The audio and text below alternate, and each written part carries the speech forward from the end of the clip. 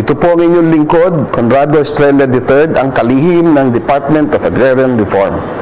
Sama-sama natin tuklasin ang mga hakbang na tinatahak ng Department of Agrarian Reform para sa mas maunlad, makatarungan at tunay na reformang agraryo tungo sa layuning sariling lupa para sa bagong bukas na masagana. Uya na ang programang hatod kan Department of Agrarian Reform Bicol. Bitbitan gugiti mong putoro na makapaghatod ng istoryang kapupurutan ng inspirasyon gikan sa mga lehitimong paraomang benepisyaryo. Kinuno, halos sa bangibay pang probinsya kan rehiyon. Mag-iribahan kita, maghinayog asin mag-antabay para sa kape asin baretang agraryo. Mga tugang, maray na aga po sa Endogabos Giraray. Welcome po sa programang Kape Asin Baretang Agraryo. Saro na naman pong episode ang sa inyong mantabayanan ngunyan na aldaw na ini. Saro pong feature niya itong ngunyan ang hali po sa probinsya kan Masbate. So last episode sa inyong pong nantabayanan sa tuyang featured story hali po sa probinsya nin Camarines Sur. Kaya po ngunyan na pag-aaga, mga tugang, makakasabay taan mga opisyalis kang DAR sa probinsya nin Masbate. Asin po ako sa makakaibangon yan. Ako po si Henry Maceda. Dito po sa inyong programang Kape Asin Baretang Agraryo. Ang sa tuya pong bisita, mga tugang, siya po nagtapos sa iyang kolehiyo sa University of Visayas sa kursong Bachelor of Science in Commerce, Major in Accounting kang 1984. Bilang parte kan sa iyang padagos ng pagrambong kan edukasyon, nag-aadal po siya sa Masbate Colleges para sa Bachelor of Laws kang 1999, asin po natapos sa taon 2003. Sa kaparehong taon, nakuha niya po ang sa iyang master's degree sa Public Administration sa University of Northeastern Philippines, asin po sa Osmeña Colleges. Nagpuan po ang sa iyang karera sa Department of Agrarian Reform bilang Assistant Statistician kang 1989. Siring man, sa tabang o kaya sa tulong dekadang pagserbe, naging makulupuan sa iyang karera hanggang magdoko bilang Provincial Chief Administrative Officer kan taon 2022 hasta sa presente. Bunga po kan sa iyang dedikasyon sa asin pagmakulog sa serbisyo publiko, na-designar po siya bilang OIC, Provincial Agrarian Reform Program Officer 1 kan DAR Masbate, kaining Abril sa presenteng taon. Kaya po mga kaagraryo, ang satuya pong makakaibahan sa rong modelo sa pagiging leader asin pagserbi si OIC Parpo 1 Roberto Esquilio. Magandang umaga po, Kaagraryong Bert. Maganda ding umaga, Kaagraryong Henry, at sa lahat ng ating mga tagapakinig. Yes, maraming salamat po. At saka ang ating pong ERB ngayon na nabisita natin, taga-barangay Tagbon, Milagros, Masbate. Member po siya ng Tagbon, Hamurawon Agrarian Reform Community, Dominador Saplaran. Cho Doming, Kaagraryong Doming, magandang umaga po. Magandang umaga din po, Kaagraryong Henry. Magandang umaga sa mga tagapakinig na Kaagraryo. Salamat po. Apo, thank you so much. Okay, simulan ko po kay Parpo ang aking tanong ngayong umaga kasi noong nakaraang episode po ng Masbate, Kaagraryong Bert, natalakay po namin ang programang ibinigay ng DAR sa kanilang mga beneficiaryo. Isa po dito yung nabanggit ay ang programang ERB-DSP. Mari po bang muli nating ipaalam ang programang DSP sa ERB-DSP sa ating mga taga-sabaybay? Ang programa po ng ARB-DSP, ang ibig sabihin po nito ay Agrarian Reform Beneficiaries Development and Sustainability Program. Ito po ay national na programa, isa sa tatlong malalaking pillar program ng DAR, at sa baba, sa level ng Department of Agrarian Reform Provincial Office, ang Agrarian Reform Beneficiaries Development Sustainability Program ay ini-implementar o binibigay natin sa ating mga magsasakang agraryo na nabigyan na po ng mga titulo sa lupa para po sa patuloy na pagtulong sa kanila at pag-asenso ng kanilang hanap buhay bilang mga magsasaka. Opo. Ito po ay sa implementa sa provincial level sa tatlong aspect. Opo. Ang social infrastructure building na kung saan nino-organize ang mga agrarian reform beneficiaries para maging organisasyon, Opo. para lumakas ang kapakanan nila para sa pagpatakbo ng kanilang organization at magkaroon sila ng legal na personalidad. Ang susunod dito ay ang ERDES o Enterprise Development and Economic Support Program na kung saan malakas na ang level ng edukasyon at kakayahan ng ating mga agrarian reform beneficiaries. Opo. Hinihikayat natin silang maging agrarian reform cooperatives para dito may pasok na natin yung mga financial support, yung mga mas matataas na level ng off-farm projects na kung saan naghihintay na lang sila ng pag-ani, yung idle time nila ay magagamit nila sa food processing, sa farm business school or pag-market ng mga products nila Opo. at iba pa. At yung pangatlo, ito yung tinatawag Climate Resilient Farm Productivity Support Program or CRF na kung saan dito binibigyan natin ng free farm tools ang ating mga farmers at mga post-harvest facilities at mga traktora para mas lumago ang hanap buhay nila sa agrikultura sa modernong pamamaraan. Opo. Pwede mabigyan mo kami ng example ng produkto na naging resulta po ng inyong inisyatibo, Kagrayong Bert? Ang produkto ng mga Halimbawa, pinapaprocess yeah, na mga opo. pagkain, marami na po kasi maraming ginagawa doong mga banana chips processing, mga peanut brittle at kung ano-ano pang mga local products na surplus Wow. sa market. Okay. Paano po nakakatulong ang programang ito sa buhay ng mga ARBs natin? Ang itong programa po ito, malaki ang tulong nito sa mga agrarian reform beneficiaries natin, lalo na yung mga nabigyan na nga ng lupa, na kung saan ang pag-unlad ng mga agrarian reform beneficiaries ay hindi pa isa-isa. Ayun. Kung hindi, umuunlad sila ng isang malaking grupo at walang napapag-iwanan. Opo. Ang una po kasi nito, yung lahat ng mga nabigyan ng mga lupa sa Department of Agrarian Reform at may support to parcelization of land for individual titling na kung saan yung mga malalaking lupain ay pinag-aagawan sa mga areas na binibigyan natin sila ng individual title at pinapasali na natin sila dito sa mga agrarian reform beneficiaries at kooperatiba para hindi sila mapag-iwanan. Opo. Sa katunayan, sa ang Department of Agrarian Reform Masbate ay nakapag-distribute under the split program ng 4,349 hectares sa 2,088 na agrarian reform beneficiaries. Opo. So itong mga 2,888 beneficiaries na ito, pinapa-integrate na natin ito doon sa mga existing cooperatives and organizations para sabay-sabay ang pag-unlad at walang maiwan. Opo. Kanina po, sir, nabanggit na napakinggan po ko po sa inyo, nabanggit nyo ang kooperatiba para makatanggap ng proyekto mula po sa DAR. Maliban po sa mga binibigay ng departamento, paano nyo po nasisiguro na patuloy po nating naantabayanan at nasusuportahan po ang ating mga ARBOs o ARBOs at saka ARBs? Okay.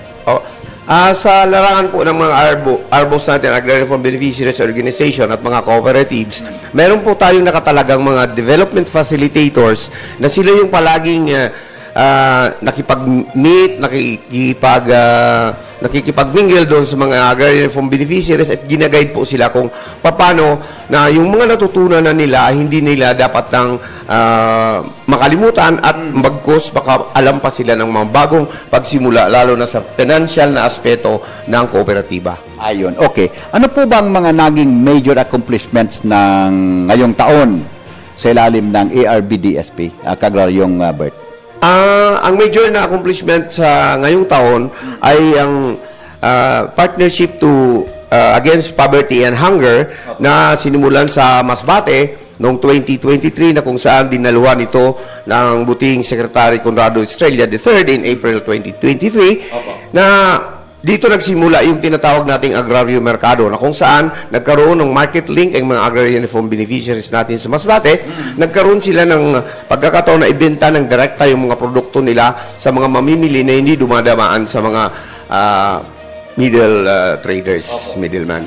So, dito nagkaroon tayo ng Memorandum of Agreement o MOA sa Philippine National Police na kung saan nagkaroon din tayo ng market outlet doon sa Camp Boni Serrano. At meron pa tayong mga memorandum of agreement sa BGMP at sa MMG Hospital na kung saan direkta nilang dinideliver yung product nila. Sa ganitong paraan, nakakabenta ng mas malaki ang ating mga agrarian reform beneficiaries. Then yung bago ngayon na first in the Philippines, in the Department of Agrarian Reform, nagpatayo na po tayo ng laboratory building ng banana tissue culture na kung Okay. saan itong lakatan banana tissue ay papadamihin doon para maipamigay sa mga magsasaka para lumaki ang lawak ng mapagtamnan ng banana or lakatan banana sa Masbate. At ito po ngayon ay patuloy na pong inayos yung laboratory ng banana Papa. tissue. Yeah. At pero doon nagkaroon po ng award ang Masbate or Provincial Office of Masbate under the PBD. Noong 2024, tatlo ang naging award ng Darpo Masbate. Naging second highest in sales from PNP. Ito yung sa agrarian merkado natin. Oo. Naging highest sales in Region 5 and second highest sale in DAR Yeah. sa buong Pilipinas. In 2023, mas may nauna tayong award doon, Oo. yung Most Outstanding Provincial Office in the Partnership Against Hunger and Poverty in 2023. Ayun. Alin po dito kayo yung Bert, yung national award na na-recognize po kayo? Ay, yung national award dito po yung second highest sales from PNP, Oo. yung second highest sales from DAR Ayun. DAR Philippines Opo, and highest sales in Region 5. Ayun. So meaning may local at national recognition Opo, ang tatlo ginagawa po po yung ng DAR doon sa lalawigan ng Masbate. Opo. Ayun. Okay. Sige po. Tawagan ko ngayon, tausapin natin ngayon si Kagraryong Dominador sa Plaran. Babalikan kita mamaya, Kagraryong Bert. Okay. Si Kagraryong Dominador sa Plaran, siya po taga-barangay Tagbon, Milagros, Masbate, at saka-member po ng Tagbon, Hamurawon, Agrarian Reform Community. Kagraryong Dominador, magandang umaga po sa inyo.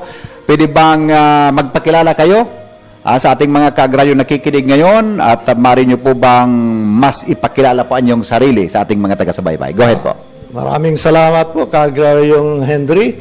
Salamat sa binigyan mo ako ng makapag sa kwento ng narakaranasan namin dito sa aming agrarian beneficiary. Ako po si Dominador Saplaran, isa pong miyembro ng Agrarian Beneficiaries Organization, may asawa at 5 anak. At ako po ay miyembro ng Agrarian Reform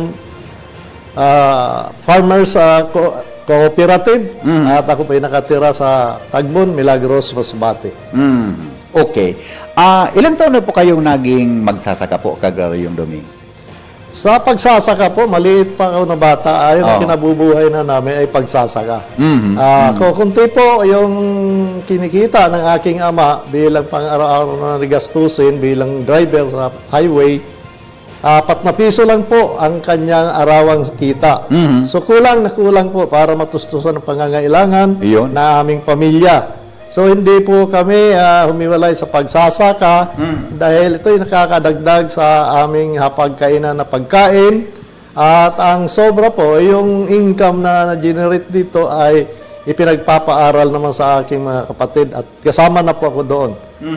Ngunit dahil po sa kahirapan, nang mag-college po kami, sabay-sabay kaming 3, lalong hindi na kayang tustusan kami. So ako po ay self-supporting student.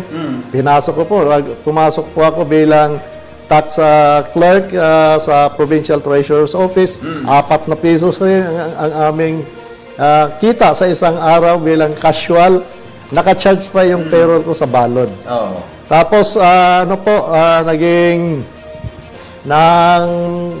magtagal pagkatapos ako sa high school at nag-college na ako. Ako po ay pumasok sa National Irrigation Administration bilang isang member ng survey team. After a year, dumating po ang Farm Systems Development Corporation. Nag-apply po ako at naging maswerte po at isa ako sa napili doon sa 3 sa mahigit pang 180 na aplikante. So dahil po doon, ako po ay nag-training. At pagkatapos, yung nag-recruit sa amin po ay umalis po ng Maynila na hindi sinasabi kung sino sa amin ang makakasama sa training sa Manila. So, ang ginawa ko po, Pagkakako hindi ako nakalusot, ay nag-apply po ako bilang guro sa Aroroy High School. Okay. So, dapat by Monday noon, ay magre-report na ako kasi may advice na ako to proceed Opo. sa Aroroy High. Noong Sabado na, kinabukasan, Sabado, dumating din po yung notice na ako ay mag-training sa FSD sa Maynila. Pinadala na ang ticket saka allowances namin. So, in pursuit doon sa aking na gustuhan nung maliit pa ako sa pagsasaka, Opo. hindi ko po tinanggap yung pagtuturo. Sa halip ay nag-training po ako sa Farm Systems Development Corporation. Na kung saan po, natuto po ako doon sa production ng mga palay at sa pag-organisa ng mga Irrigators Association. So, pagkatapos po, marami pa po akong napuntahang ahensya ng gobyerno. Oho. Pasok po ako sa balod bilang administrative officer ng hospital. Opo. At may bakante po doong lote na hindi sinasaka ay akin po yung nirentahan at habang nagtatrabaho ako, nagsasaka pa rin po ako. Wow. Ganon Oo. din po, nang nalipat ako ng Masbate sa Register of Deeds, ay nagsasaka pa rin kami doon sa may bato, sa Milagros. Talaga? Nagre-renta pa rin ako, nagpupunta pag Sabado at Linggo. At noong kinuha po ako ulit ng municipal mayor sa Balod, binalik ako doon at kinuha ko bilang municipal budget officer. At doon po, nagpatuloy pa rin yung pagsasaka ko. Ang dami kasing nakatiwangwang doon na mga bukid. Oh. So doon ko po nakilala si Parpo Mading, Oo. na isa palang maro noon. At isa po ako sa nakatulong sa kanya para maiayos yung irrigation association doon na matanggap yon at magamit nila. At pati financial po na pangangailangan ay ang balod ay tumulong kasi sa pamagitan ng kanyang request sa aming butihing municipal mayor. Opo. At ako po ay nagtrabaho doon hanggang 2012. At nag-retire na po ako. Wow. Oo. Talagang ikaw pala, magsasaka ka since birth. Opo. Hanggang nagtatrabaho ka, Nagsasaka hilig mo pa. talagang magsasaka. Ano po naka-inspire sa inyo pat ginagawa nyo yan? Isang bagay lang po, yung nasa dugo at Oo. ugat mo na po yung Tama. pagsasaka. Hinahanap-hanap mo po yun. Yes, Hindi yes. ka pwedeng hindi Oo. kasi kinaumagahan kailangan yung bango ng palay. Oo. Isa-isa yun. Kung ano yung nakasanayan mo, yun talagang hinahanap mo, ano? Opo. Yan. Okay, maganda pong kwento yan. Okay. Nakikita ka po, may hawak kang titulo, Kagraryong Doming. Titulo po yan ng lupang hawak na hawak po ninyo ngayon? Titulo po yan ng lupa. Opo. Yan. Ayan pong hawak nyo ngayon. Kailan nyo po ba natanggap yan at gaano po katagal bago nyo yan nakamtan? Mahabang istorya po. Sige, ikwento nyo sa amin. Ikwento nyo po. Natanggap po namin itong Yan, titulo Opo. just recently, June 23. Ngayon lang? Last year, Sa Naga City po. 2023? Sa Naga City. Oo, Opo. okay. So, Sige. mahigit 12 taon po Wow. bago namin nakamtan itong Oo. titulo na hawak-hawak ko ngayon. Oh, okay. So, anong kanyo ngayon? Ano ang naramdaman nyo na may titulo na po kayong hawak? After so many years na nagsasaka ka, nagkaroon ka rin ng titulo? Napakasaya po. Hindi lang ako, kundi yung mga kasamahan ko. Kasi halo 350 plus po kaming sabay-sabay na tumanggap ng titulo. At yung mga agam-agam po namin sa buhay na pag kinabukasan, baka merong nagkiklaim na uli, pinapaalis kami, ay nawala po lahat. Yung mga stress, pag-iisip na baka bukas hindi na sa iyo yung mga tinanim mo. Opo. So ngayon po, nagkaroon Sarili ng mo na. kapayapaan at saka kalayaan na magpatuloy uli sa pagtatawa. Dahil itong titulo na ito, masasabi kong akin na talaga ito. Ayun. Okay. I-follow up ko lang ha. Na-inspire ka sa agad yun. Opo. Sabi mo, 12 years kang nagsasaka? 12 years bago mo nakamtan ang kwa na yan? Opo. 12 years ha? 12 years. Matsaga kang naghintay ha? Mahigit. 12 years. Oo. Maganda pala pang tsatsaga, no? At saka naghihintay. Alright. Ito po. Napag-alaman po namin na kayo po pala ay kasalukuyang Vice Chairman ng Tagbon Agrarian Reform Cooperative. No? Sa inyong pamamalakad, paano po natin nasisiguro na maayos ang samahan ng inyong mga organisasyon at paano po ninyo isinasaalang-alang ang kapakanan ng inyong bawat miyembro po, Kagraryong Opo, Doming? ganda po. Kasi noong halos 3 lang yung pwede kong sabihin dyan kung paano po natin maiayos yung pamamalakad. Opo. Una po, openness. Wow. Dapat open ka sa lahat ng mga miyembro, sa lahat ng mga gagawin para yung makuha mo yung pagkakaisa, yung pagtulong nila. Pangalawa po, yung tinatawag nating transparent sa lahat ng mga transaction, maging pera man yun, pagre-renta, dapat pinapaalam natin sa ating mga kasamahan. Opo. At pang-apat po, kailangan meron po tayong disiplina at respeto sa kapwa. Yun, okay. Alam po namin na mula pala sa pagbuo ng inyong organisasyon hanggang sa maging kooperatiba, Agrariong Doming, nariyan po sa inyong DAR.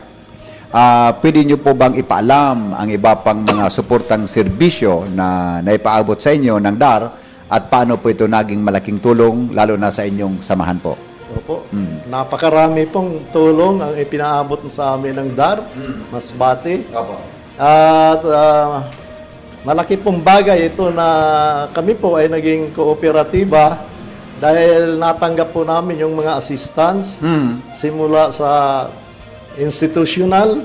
Pag sinabi po natin institutional, tinuturuan kami nila Opo. na matuto ng tamang pamamalakad, pamamaraan, kung paano gawin ang isang bagay na bilang magsasaka at Opo. makasunod tayo sa kanilang mga panuntunan. Sa pangalawa po, pwedeng tawagin natin yung agricultural at saka agricultural productivity. Kami po ay nakakatanggap ng mga tulong. Tinuturuan po kami kung paano yung tamang pagbungkal ng lupa. Binigyan kami ng tinuruan kami doon sa Farmer Business School na kung saan po kami ay nagkaroon ng tinatawag na black farming, kung ano ang nararapat na itanim doon. At meron po kaming mga seedlings at saka fertilizer na natanggap sa kanila. Opo. Upang patuloy na maiayos ang aming pananim, maturuan kami ng tamang kultura sa pagtatanim ng mais at saka palay at saka yung mga variety na tulad ng kasabat, kamote. Opo. At pangatlo po ay yung technical. Tinuruan po kami kung paano gamitin yung mga machineries na ibinigay sa amin, paano ang pag-care, paano ang pag-aayos, mga simpleng para hindi na kami gumastos, at saka tinuruan kami kung paano mag-operate. Meron din po kaming mga projects maliban doon na ibinigay sa pamamagitan ng coordination ng DAR at saka ng local government unit. Kami po ay nagkaroon ng training sa TISDA sa organic farming. Natuto po kami gumawa ng fertilizer at saka yung mga gulay kung paano alagaan ng mga organic yung gagamitin at saka yung mga pagpapalaki ng mga baboy at saka manok.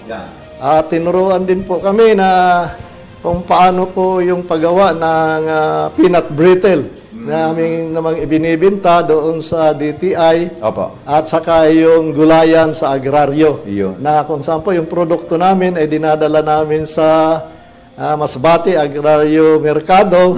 Kasi isa po yung paraan para yung mga magsasaka natin ay hindi malulugi doon sa mga mga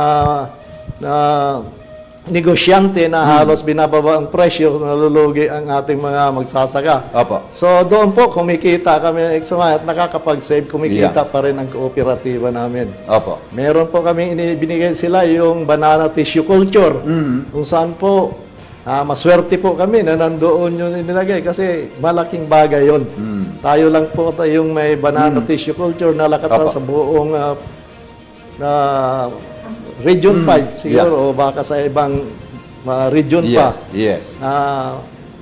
Malaking tulong po ito pag nagkataon na mag-operationalize dito. Opo. Okay. At ako po ay ano pa rin, meron po kaming tinatawag na auction market in line with the ng government ng LGU Milagros Opo. sa pamamagitan po ng agrarian reform. Iyan. Okay. Yun po ang mga benepisyo ng mga bayan binigay sa amin. Opo, okay. Nabalitaan po namin na sa kasalukuyan pala, kayo ang Provincial Agrarian Reform Coordinating Committees o Opo. PARCOM, Chairman. Opo. Ano po ang mahalagang papel na ginagampanan po ng isang PARCOM, Chairman? Malaki po ang halaga nito. Una, very ano po ito, challenging sa akin parte at saka marami po kami, 8 at kami ang member ng Parcom at kami po ay binigyan ng mandato na kami po yung mag-monitor at mag-coordinate sa mga projects, programs, at saka mga activities ng agrarian reform sa Masbate. At yung tinitingnan din namin kung yung mga recipient, ayos yung pagtanggap na, ginagawa yung mga tugon sa amin na kung paano gamitin yung mga suporta sa amin. At kami po ay tinuruan din nilang kami po ay nagko-coordinate kung ano yung pagkukulang sa field. Dinadala po namin sa probinsya at kino-coordinate ko para lalo po naming mapag-ayos ang serbisyo ng Dharma Masbate sa aming mga kapwa ka-agraryo para po kaming link sa between the government sa DAR at saka sa mga magsasaka. Opo. Sa ganun pong responsibilidad po, Karayong Doming, ano po ang inyong naging inspirasyon upang ipagpatuloy ang tapat na pagsiservisyo sa inyong organisasyon o sa inyo pong asosasyon? Masasabi ko po sa tatlong salita po, ang pagsiservisyo po ay isang bagay mahirap gawin. Pero kung wala ka pong tinatawag na talagang masasabi natin Yeah.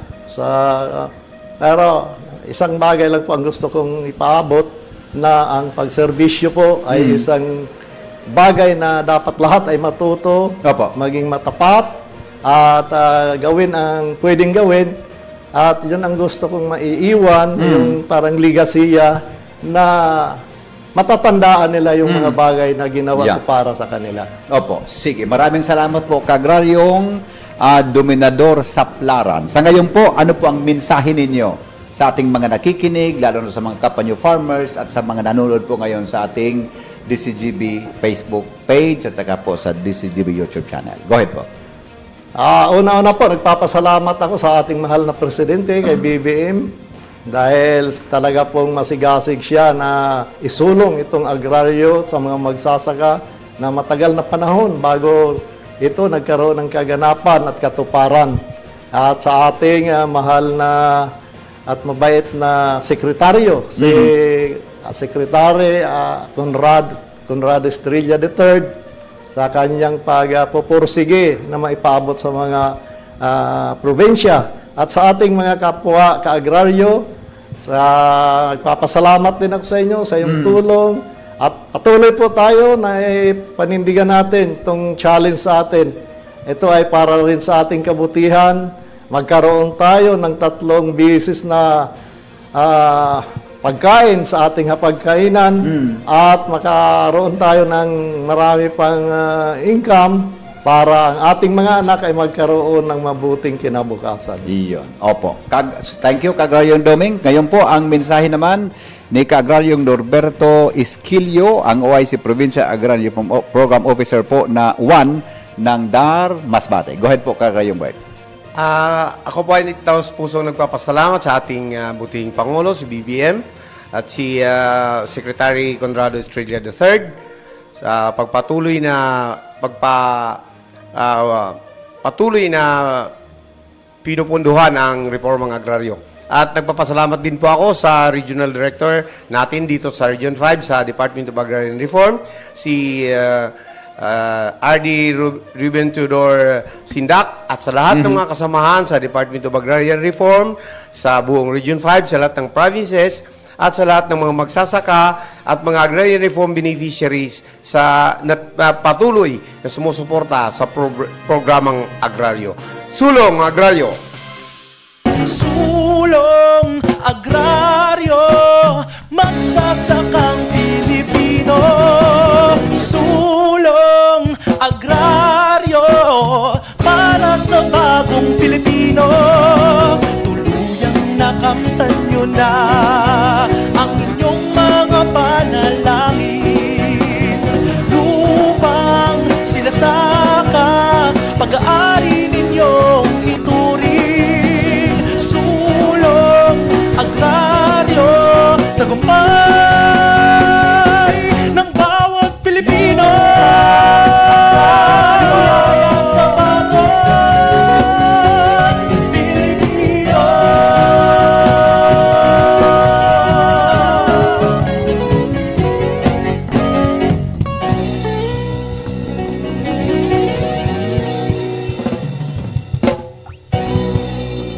lang sa inyo pong nadangogan sa na naman na edisyon kan sa tuyang programang Kape asin Baretang Agraryo. Abangan po sa masunod na episode giraray kan sa tuyang programa digdi po sa estasyon kang DCGB.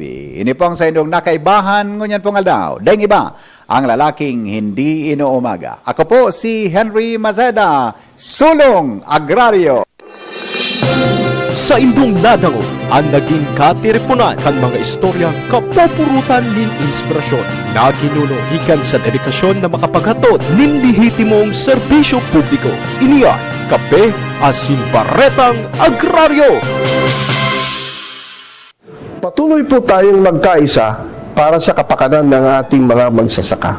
Hanggang sa susunod, muli natin tuklasin ang mga hakbang para sa maunlad, makatarungan, at tunay na reformang agraryo tungo sa layuning sariling lupa para sa bagong bukas na masagana. Magtiwala po tayo sa ating mahal na Panginoon. Salamat po sa inyong pagsuporta.